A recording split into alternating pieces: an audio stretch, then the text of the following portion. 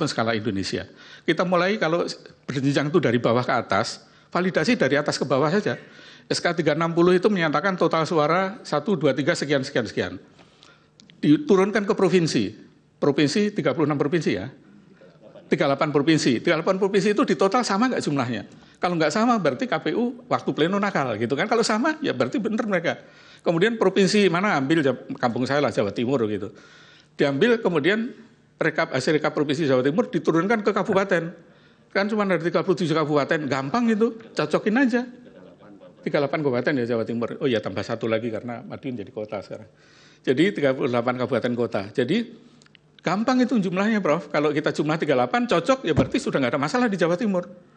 Turun lagi misalnya dicurigai mana di kampung saya di Madiun ada masalah di situ. Turunkan lagi di kecamatan begitu. Jadi itu bisa dilakukan 1 hari juga selesai kalau mau gitu, kalau niat gitu ya. Jadi dibalik arahnya dari atas ke bawah. Kemudian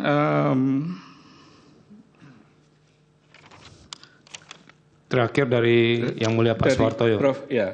Jadi Prof Suhartoyo Yang Mulia, jadi saya melihat sebetulnya di Indonesia itu ada sekitar 10 teman-teman yang punya inisiatif melakukan perhitungan paralel. Jadi mereka dasarnya juga dari TPS, dari form C1, mereka punya sistem sendiri kemudian diupload.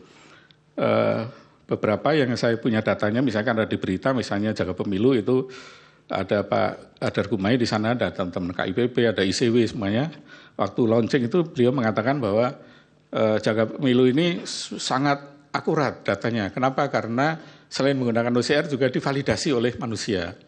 Nah, tapi ketika kita lihat hasilnya tadi, ternyata ya nggak beda jauh dengan Sirekap setelah diselesaikan di perhitungan manual. Nah, dengan demikian menurut saya sebetulnya apa yang ada di Sirekap ya sama dengan yang di perhitungan paralel yang lain. Yang kedua sama dengan perhitungan manual juga.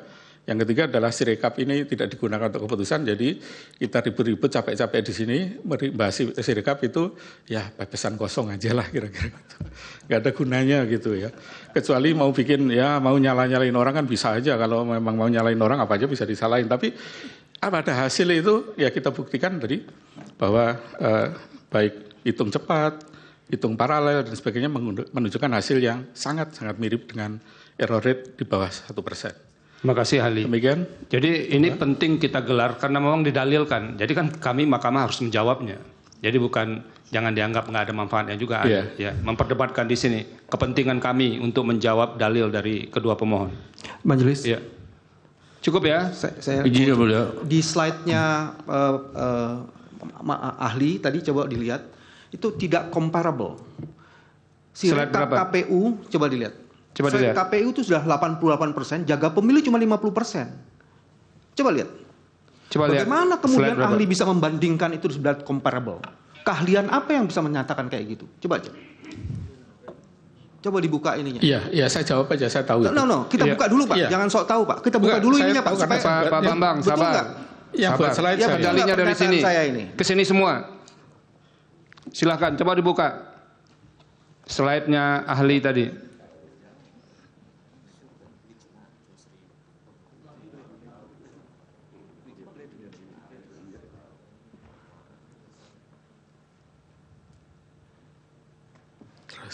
Terus yang ada membandingkan, oke, next, terus, nah ini, Ya, yang lanjut. Next. Satu lagi. Ya. oke. Ini kan Nah, maksudnya- silakan dijawab ahli. Ya. Jadi begini, Pak Bambang ya. Jadi ini data yang saya ambil per hari ini. Jadi per hari ini memang kawal pemilu memang selesai sampai di sana karena mereka kan relawan semua. Mereka tidak dibayar, sehingga datanya memang tidak 100%. Demikian juga yang lain. Nah, yang kedua adalah begini, kalau data itu sudah lebih dari 50%, tidak akan banyak pengaruhnya pada hasil. Itu. Jadi statistik aja menunjukkan sampel dari, kita cukup, ya, teman-teman dalam lembaga survei tahu kan ya, kita cukup pakai sampel 2.200 saja sudah errornya sudah di atas, di bawah 22% misalnya. Yang saya ingin katakan, Majelis, yang satu kawal pemilu 82%, Jaga Pemilu 51%. Iya kan sudah dijelaskan tadi, Iya, biar kami yang menilai. Ya, Cukup ya? Jangan comparable terus kemudian seolah-olah 100%, itu juga tidak fair, ahli. Cukup. Oke. Ya, kesempatan terakhir, Pak. Terima kasih. Ya. Dari sekian panjang lebar penjelasannya, tapi tidak menjawab pertanyaan saya, belum menjawab pertanyaan saya. Yang mana? Pertanyaan saya tadi antara lain saya ulangi supaya dicatat.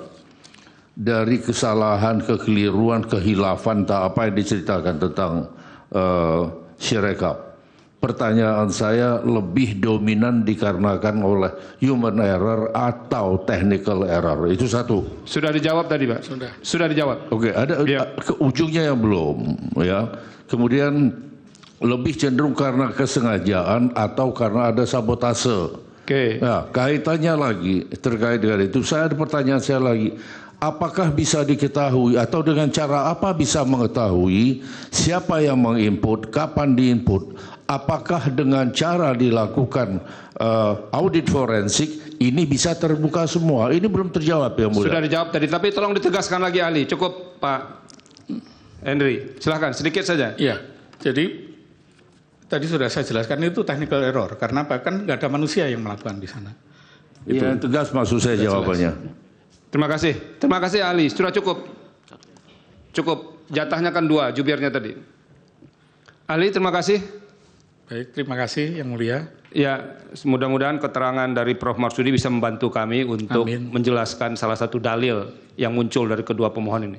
Silahkan. Terima kasih yang mulia. Jadi sekali lagi saya ucapkan terima kasih juga kepada KPU karena saya di sini berdiri bukan hanya sekedar sebagai ahli, tapi saya juga alumni ITB, jadi saya harus bela juga institusi saya.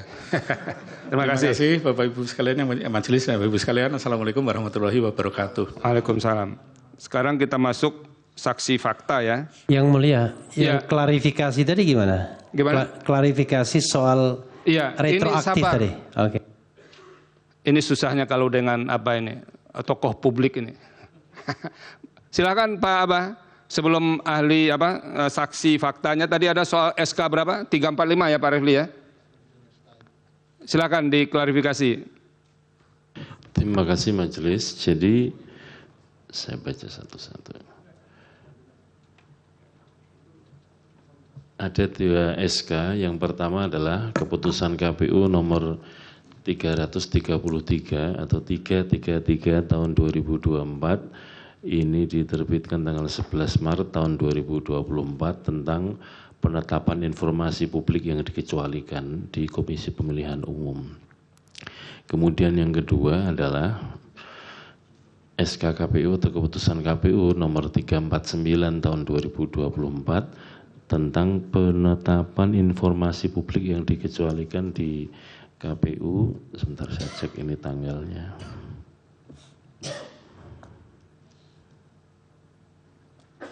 Ini tanggal 17 Maret tahun 2024 tentang, memang betul ada 2 SK tersebut. Oke. Nanti akan kami jadikan Nanti kita lihat, nanti kita perdalam lagi Pak Refli. Kita selesaikan dulu ya saksi faktanya. Pak Hasim, tolong nanti kita dibantu juga ya untuk kebutuhan validasi itu ketik semua rekap yang dilakukan di tingkat kecamatan itu, seluruh Indonesia, itu berapa sih yang mengajukan keberatan? Serekap tingkat kecamatan.